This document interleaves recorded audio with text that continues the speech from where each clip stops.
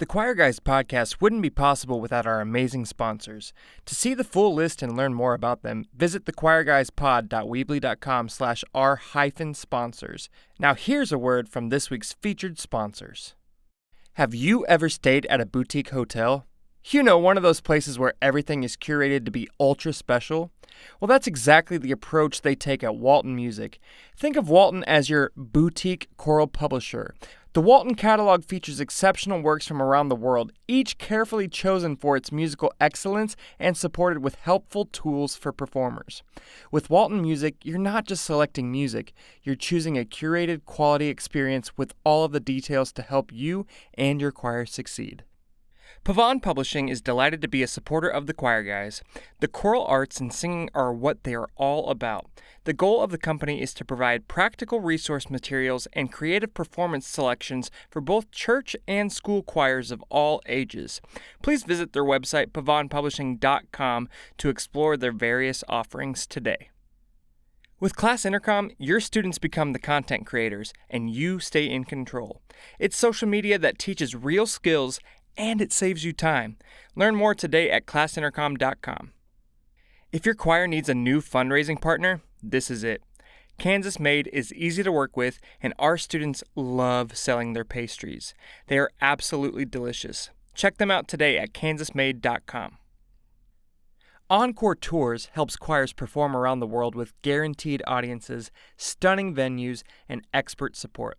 Start planning today at encoretours.com.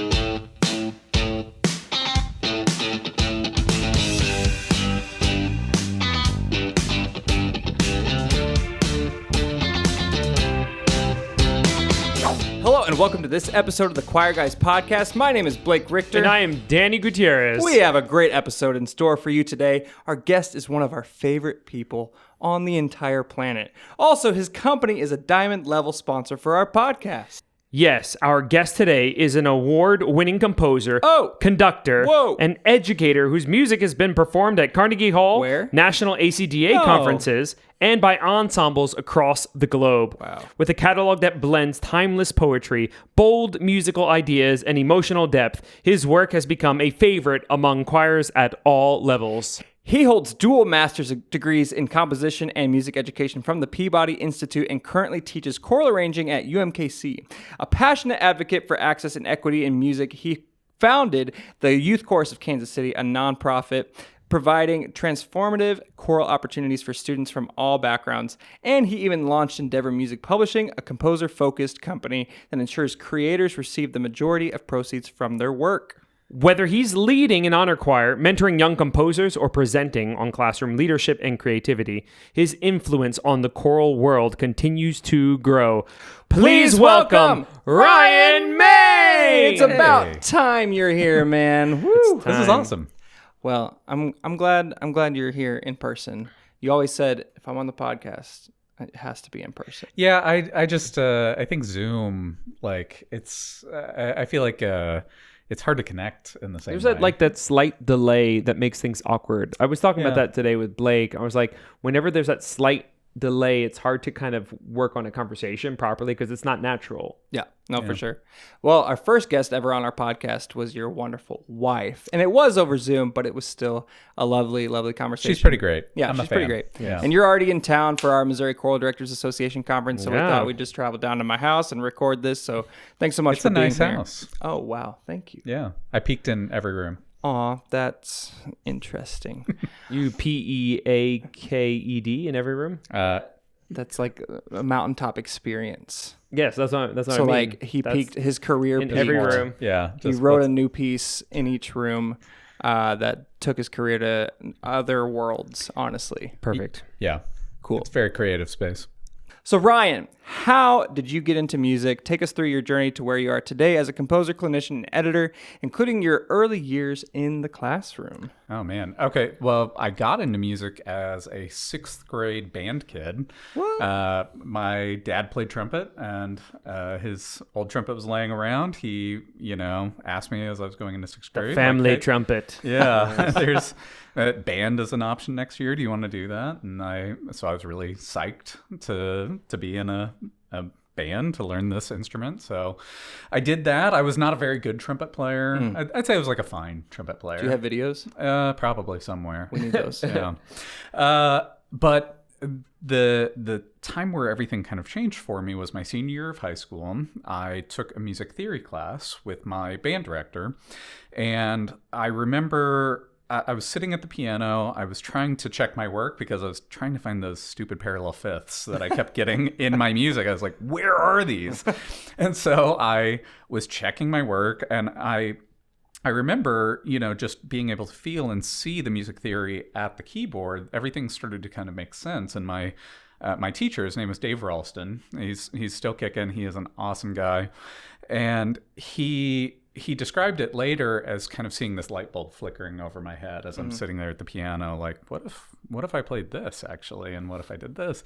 And so he started writing these short composition exercises for me. He'd write a melody, and he would say, I want you to take this. He'd just write it out on scratch paper. I want you to take this, and I want you to harmonize this. And then I would do that, and he'd give me feedback. And then the next time he would give me a series of chords and say, I want you to go make this more interesting. What would you do different, And we just went back and forth like that for a while until basically he had just kind of lit this fire in me.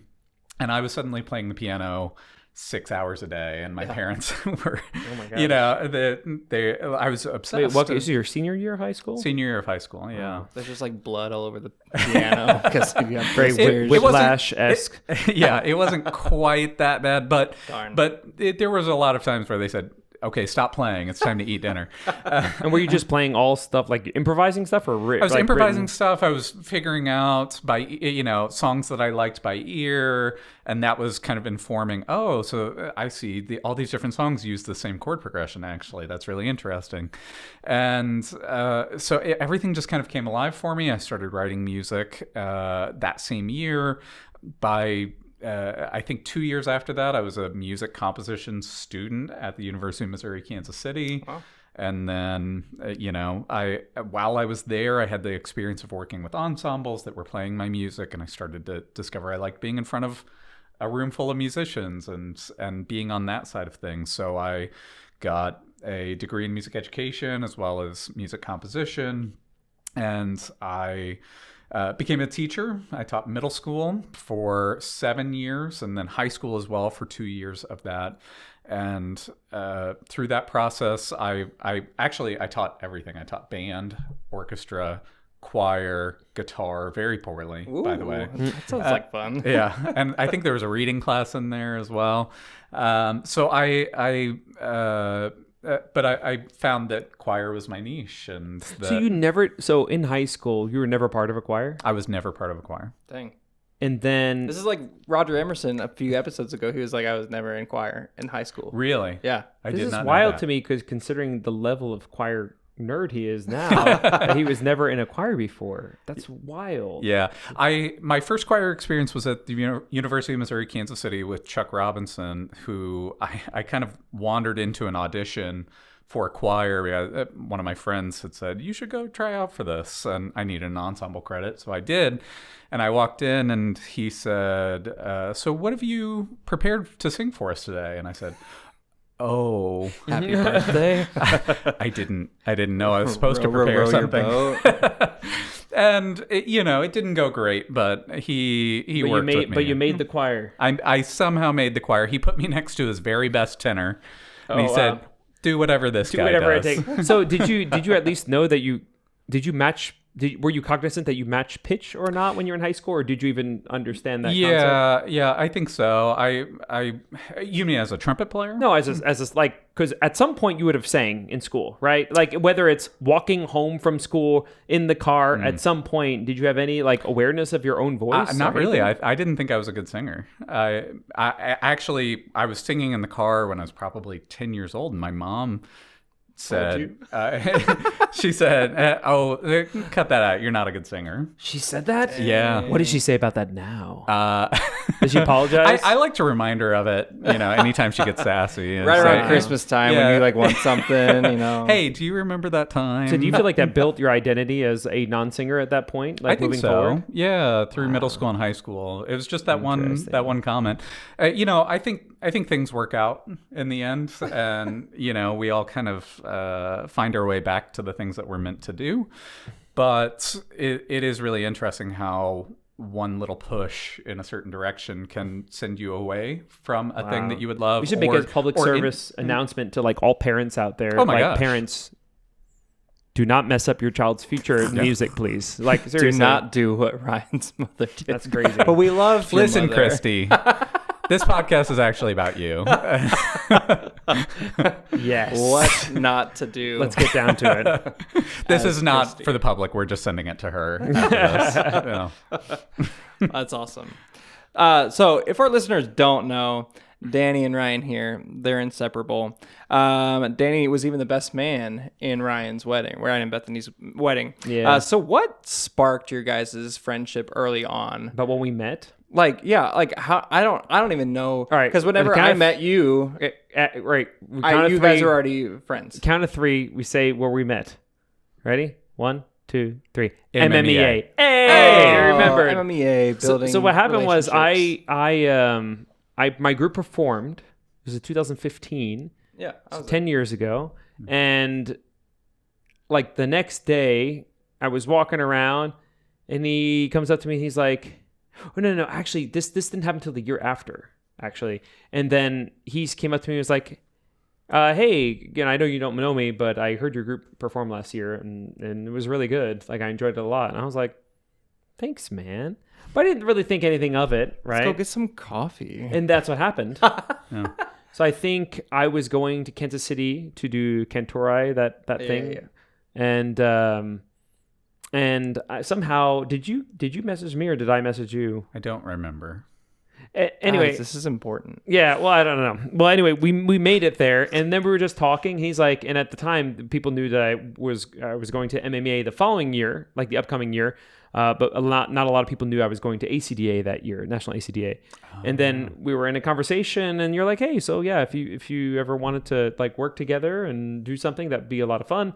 And then I didn't reveal anything yet about National ACDA because I just, But you had it in the back of your mind. But it was at the back of my head, and then I saw a child. Then I think well, it wasn't that one, but it was another one. You are not alone. That's fine. Whatever. I apologize. Wow. But then eventually, I think we just we I guess I asked, did I tell you that I wanted to commission you to write that piece, or what? How did that go down?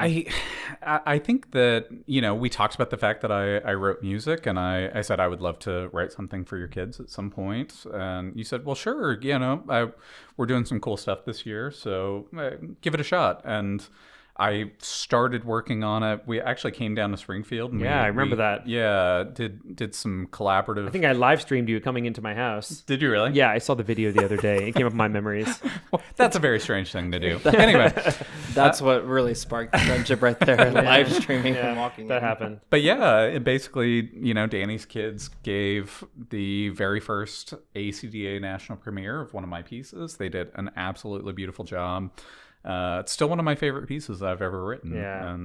Yeah. And it's just worked out. I think part of the reason why I didn't reveal National at that time is I want to become more familiar with your work. And then I was listening to a lot of him, like, man, he is such a good composer. Imagine, and he had experience with the middle level at the time. Like, so I don't want to ask this guy to write something for me if he sucks. I think it takes a special musical mind to write a composition that works well in a middle level setting, in a middle school setting. Sure. And definitely Ryan was that guy. The year before, he performed at Southwest ACDA. Mm-hmm. So he had that experience with middle level voices. And I'm like, this is the guy to write a piece for us.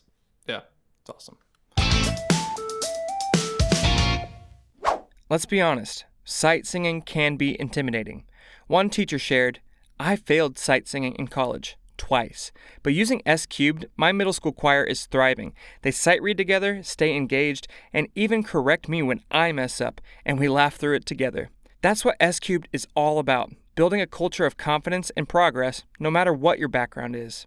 Whether you're new to choir or just want a stronger method, S Cubed helps both students and teachers succeed. Join thousands of directors who found their solution by purchasing S Cubed today. Are you looking for music that moves the heart, inspires voices, and elevates your choir sound? Check out Endeavor Music Publishing, your premier destination for fresh, expressive choral compositions and world-class composers. One of those composers is Cedric Hoeseb, a composer all the way from Namibia. A self-taught musician whose love for hymns in the Lutheran Church choir ignited a journey that led him to composing for school choirs. Cedric has become a powerful voice in the choral world since. At Endeavor Music Publishing, they champion voices like Cedric's by publishing works that are rooted in tradition, enriched by culture, and designed to uplift. Whether you're leading a choir, directing worship, or planning your next performance, their catalog delivers authenticity, excellence, and artistry. Experience the distinct sound of Endeavor. Discover Cedric Hoeseb's works today at endeavormusicpublishing.com. Sight Reading Factory isn't just a tool. It's your new assistant choir director. This powerful platform generates an endless supply of customized sight reading exercises that match your choir's level and focus areas. Whether you're prepping for contests or building daily literacy skills, SRF helps students develop real fluency with auto-graded, standards-aligned assignments that you can send straight to their devices. It can even integrate with your gradebook, so tracking progress is seamless. Add in features like solfege toggling, individual part practice, and full octavo support, and it's easy to see why SRF is the gold standard in choral sight reading. Try it now for as low as $3 per student at sightreadingfactory.com. And thanks again to SRF for sponsoring this portion of today's episode. So Ryan, you founded the Youth Chorus of Kansas City. I did. Can you talk about how that came about and help the listeners understand what it takes to start an organization like the Youth Chorus of Kansas City? Yeah. So I taught from 2009 to 2016, and I loved teaching. And I also reached a point where I wanted to be able to write more, but I knew that I was so busy throughout the entire school year that I would maybe write one or two pieces over the summers if I was lucky. And that there was just no other time.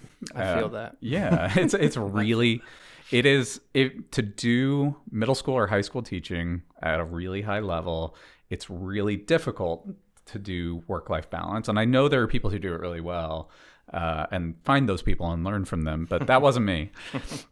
And so I left teaching without a plan. I knew that I wanted to write more. I knew things were getting really exciting on that front.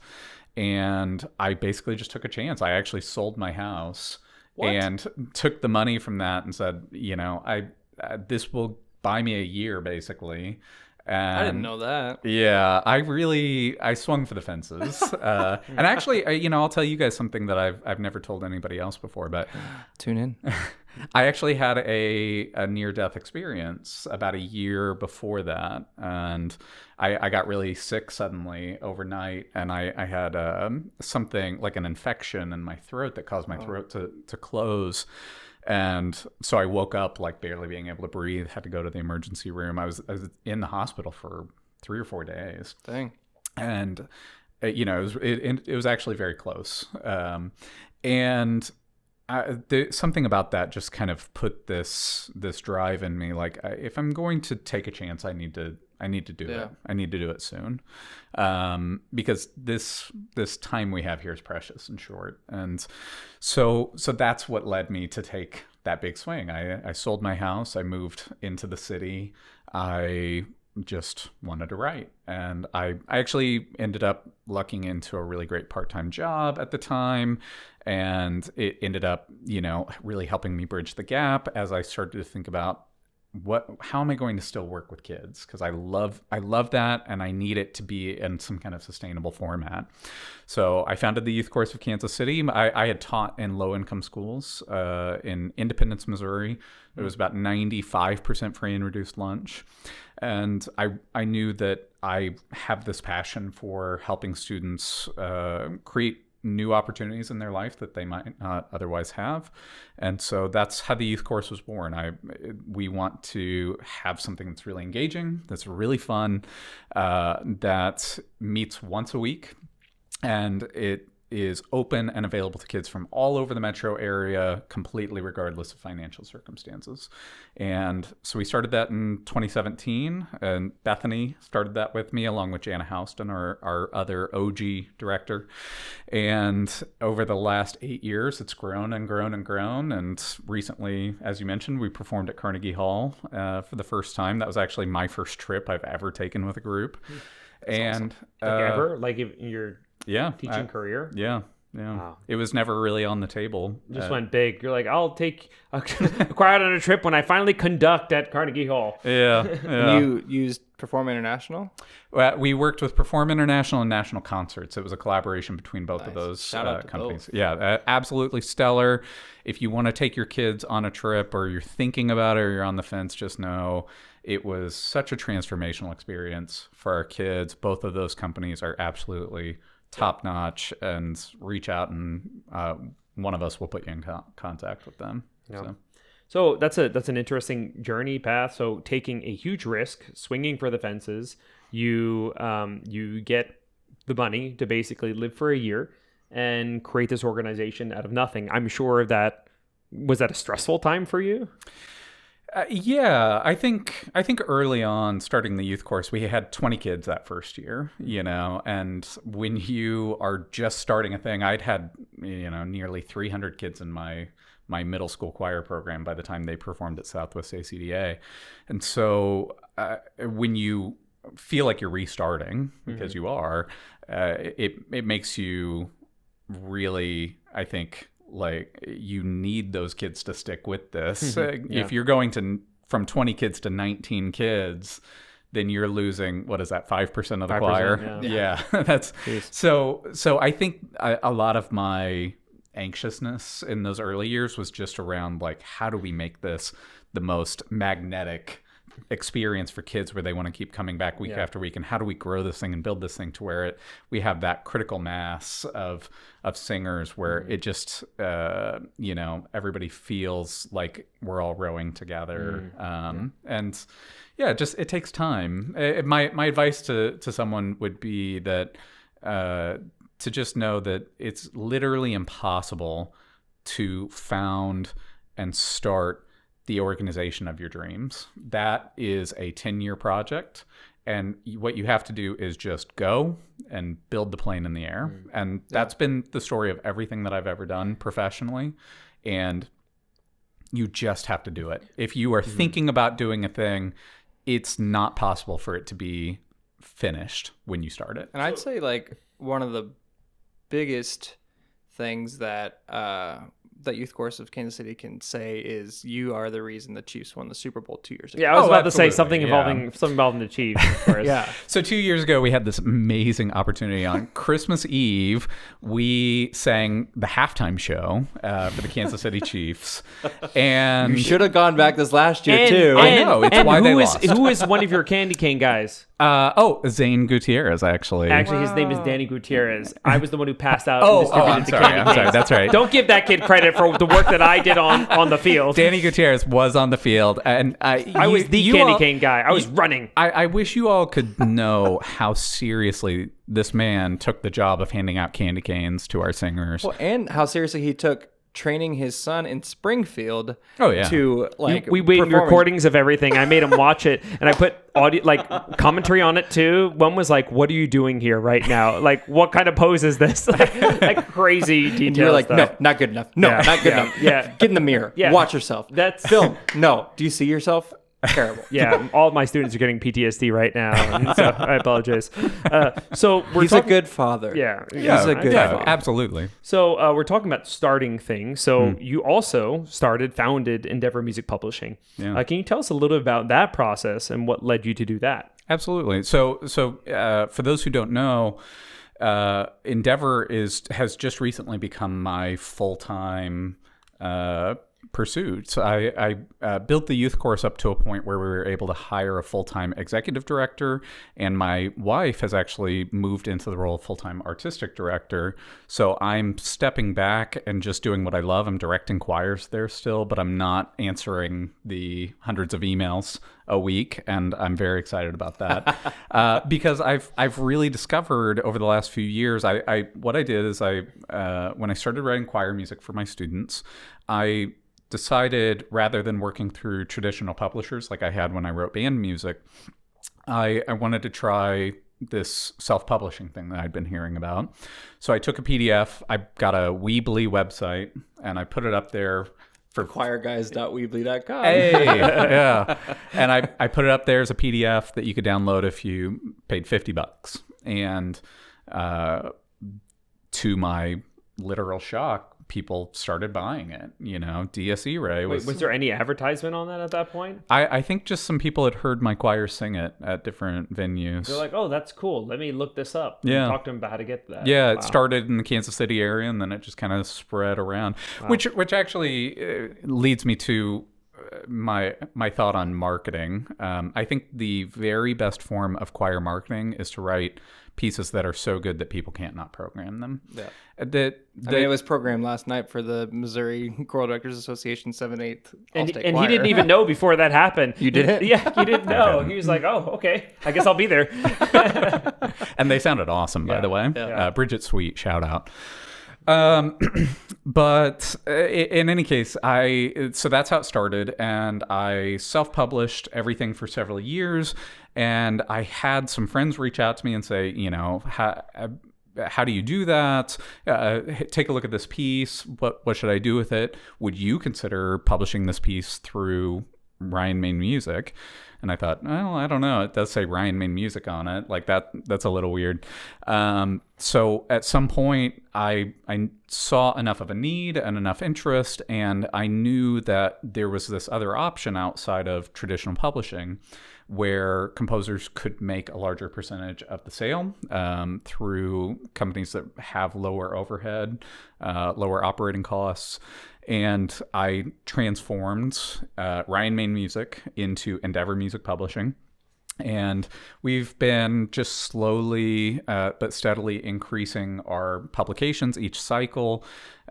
We've gotten something like 50% of the pieces that we put out every cycle get editor's choice. through Every JW cycle, Pepper. 50%? For the last year and a half, maybe 2 years now. Oh, my gosh. And Endeavor's been a thing for what, 2 years now? I think a little bit over 2. I would just love, I wish I knew more information, like stats as a whole, so I can really see the grand implication, because I'm sure that. Well, here's the there's huge only stat implications you in need that. to know.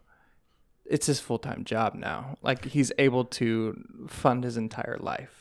Yeah, that's pretty cool. I think that's the only stat you really need to know. I'd say it's doing pretty well. Well, I mean, Things are going good. Yeah, and what's awesome too, along those lines, he's funding other people's lives too. Yeah. now, which is awesome. It's been really, really exciting. And I'll actually tell a quick story of one of our composers. His name is Cedric Kowoseb. He's from Namibia, which is just north of South Africa. And they have, just like South Africa, an amazing choral tradition. Everybody sings, everybody moves when they sing. I found his music, I think I was on a YouTube or Facebook video rabbit hole looking at choral music, and I came across this video of his choir singing this piece called Muhona. And I managed to get in touch with him, and we got connected through WhatsApp where we can talk more easily. And I've now published 2 of his pieces, and just the royalties that he's earned through choirs in the U.S. and other parts of the Western world performing his music has completely changed his life. And it's only been a year. Yeah. And I have 3 more pieces of his that he's just sent me that I'm getting ready to publish, and I'm so excited about that. That's awesome. That's awesome. And that piece, it's a bop. Oh, it's a bop. Yeah. It's so good. Yeah. It's awesome. So you pride yourself on paying composers what they deserve. What percentage does Endeavor give to their composers, and why is this important to you? I think you've already talked about it a little bit, but I don't think you've said the exact percentage. So if anybody's out there that wants to send you a piece, this is the amount that you would get. Yeah. So the way it works is we of course have costs associated with what we do. So we have to be able to cover the costs of operations that takes place both on printed copies and digital copies. There's still time involvement on all of that. So basically, we take 50% of whatever we earn from the sale. And if that's through our website, then the composer's earning 50% of the price that you see. If that's going through a retailer, then it's less that we're actually getting, but we split that evenly with the composer. And on the digital copies, we give them a little bit more because it's a little bit less involvement and operations cost on our end. Most places, I'll say it since I don't want you to have to say it.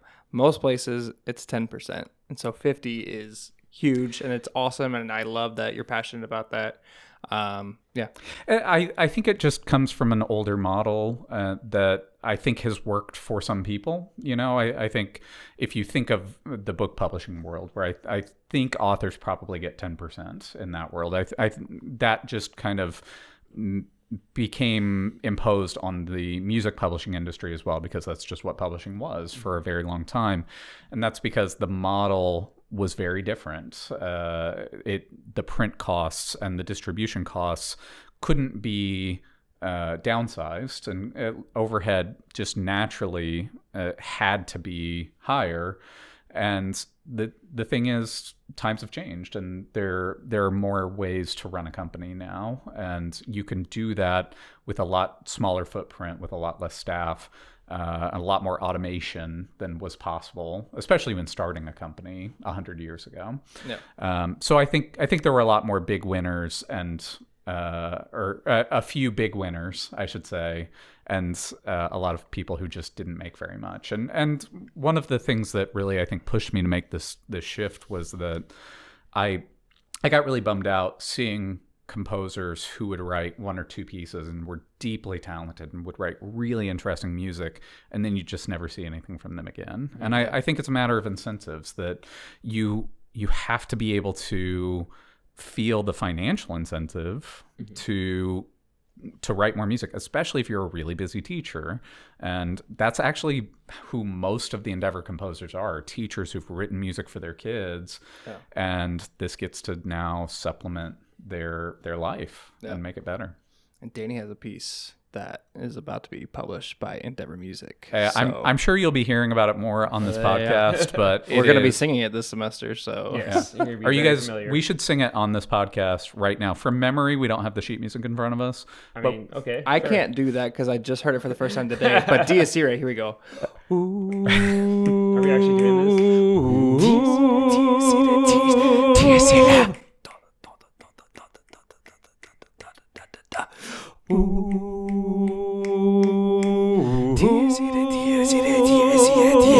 Dies irae, solve seculum in favilla. Dies irae, testet David cum civila. Dies irae, solve seculum in favilla. Dies irae, testet David cum civila.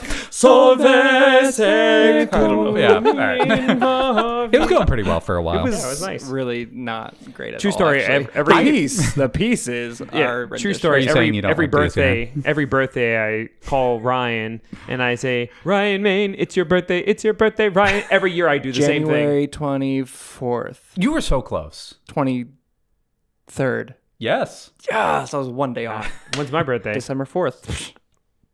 I'm good with birthdays. When's your birthday? June. You just stop. 27th. A month and a day earlier. Yeah, that's what I said.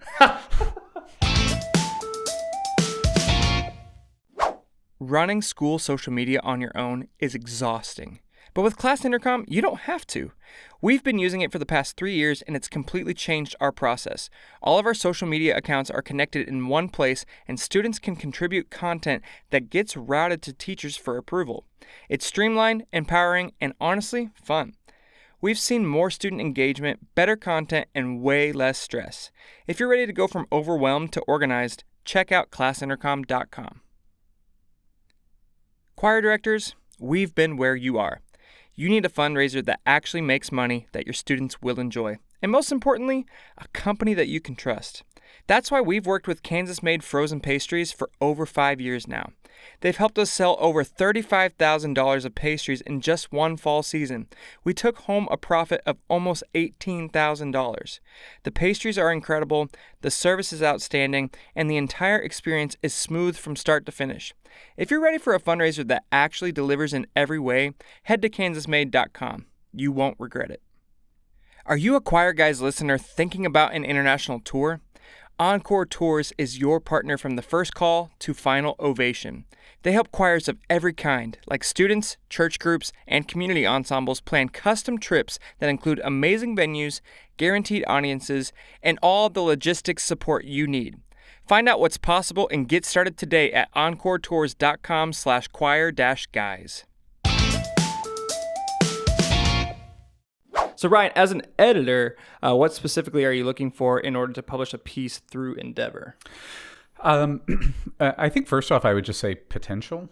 That there are a lot of pieces that come my way, and this is something I really enjoy as an editor, is the same thing that I do as a choir director, actually, is seeing potential in a kid or in a piece of music, and then understanding that I'm probably not going to be getting the finished product right away, that there is an editorial relationship at Endeavor, that we are not a marketplace, and we are like a traditional publisher where there is an editorial back and forth where I'm going to say, I really love this, but you do repeat this section 14 times at the end, and maybe we could do 12, or this is really great, but if you just consider adjusting the range in this section, way more choirs are going to be able to program it, because it's just really difficult in its current form, but it doesn't have to be. And there are times where we go back and forth and we say, we're not going to make that change because artistically it's not what's best for the piece. And we know we might be closing some doors in the process, but that's part of the editorial back and forth, is having that conversation. All right. So, Ryan, what we have recently come to realize that we like asking all of the composers that come on our podcast. So we have two really important questions for you. One will be, what is your favorite Ryan Main, composition of all time? That is you. Or...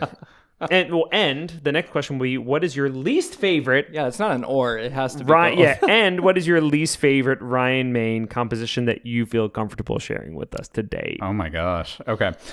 So I will say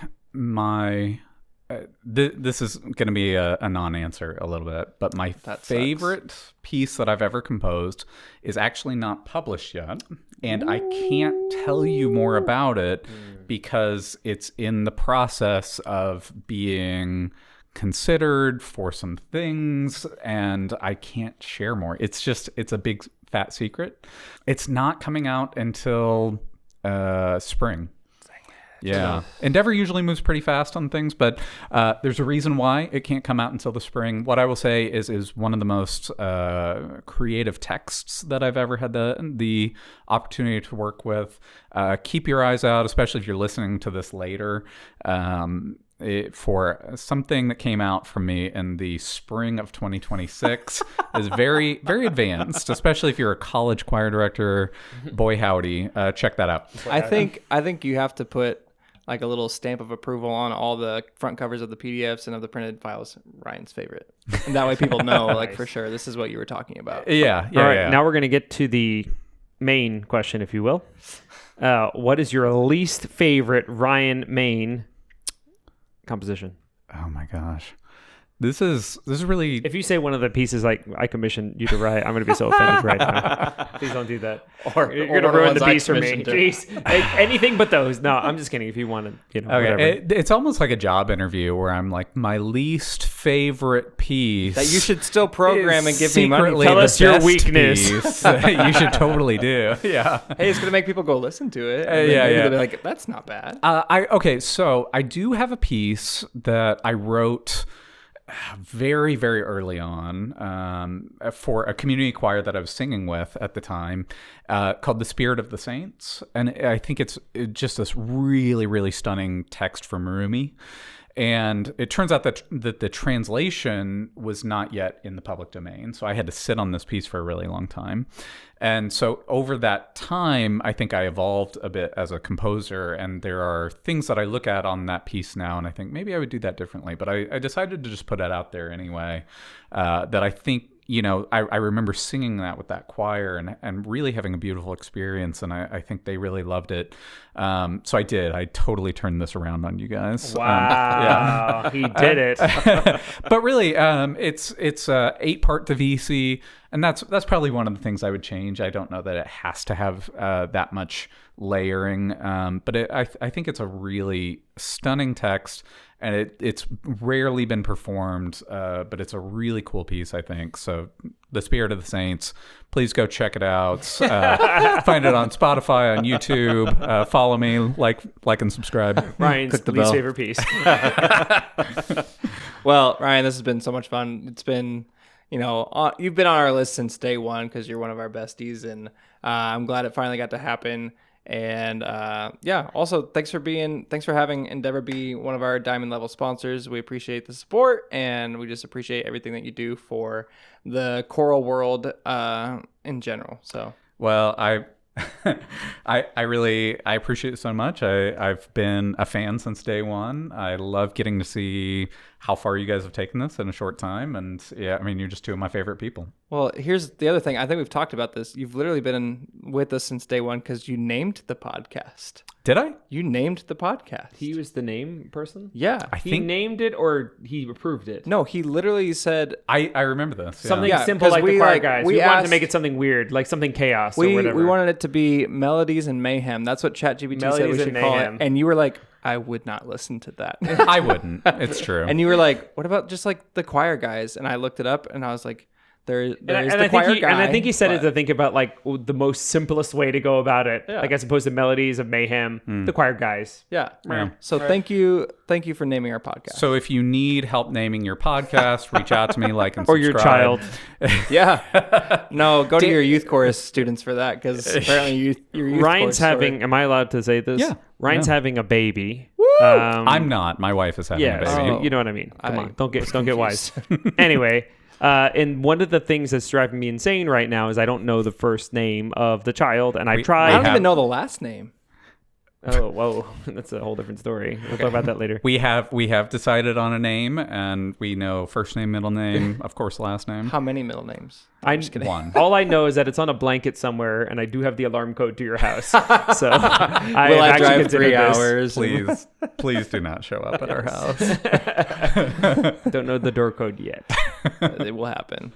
Well, that wraps up this week's episode of the Choir Guys podcast. Don't forget to subscribe on YouTube to the Choir Guys channel so that you can know when new episodes are coming out. Listen and subscribe wherever you get your podcasts. We could not be more thankful for our incredible sponsors. Please make sure to visit their websites and check them out on the description in the box below. If you are interested in partnering with the Choir Guys, please email us at thechoirguyspod@gmail.com. You can follow the show on all social media at the Choir Guys Pod to catch bonus content throughout the week. Feel free to message us through these platforms if you want to hear us talk about something specific on the show. Thanks again to our bestie, Ryan Main, for joining us on the podcast. It was a long time coming. Make sure to tune in next time for another exciting episode. Thanks for watching. We will see you in a couple weeks. Bye. Bye. Oh, he waved.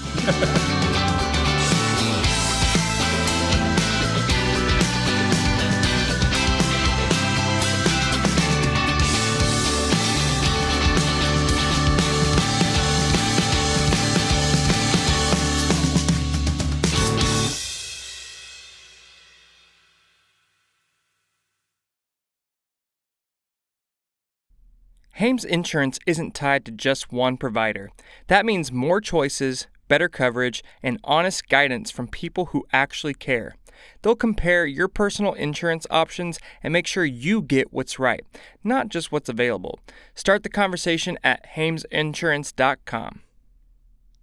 Sight Reading Factory now features auto assessment and gradebook integration. Save time, track progress, and help your singers grow, all in one place. Check out sightreadingfactory.com today. If you want inspiring, ethically published choral music, check out Endeavor Music Publishing. Their composers earn 5 times more than the norm. Support these composers at endeavormusicpublishing.com. One teacher said it best, this program has been life-changing. S Cubed helped her small choir thrive, even with a mix of abilities and zero prior experience. If you want to build confidence, consistency, and community in your classroom, S Cubed is the way. Successful sight singing starts here.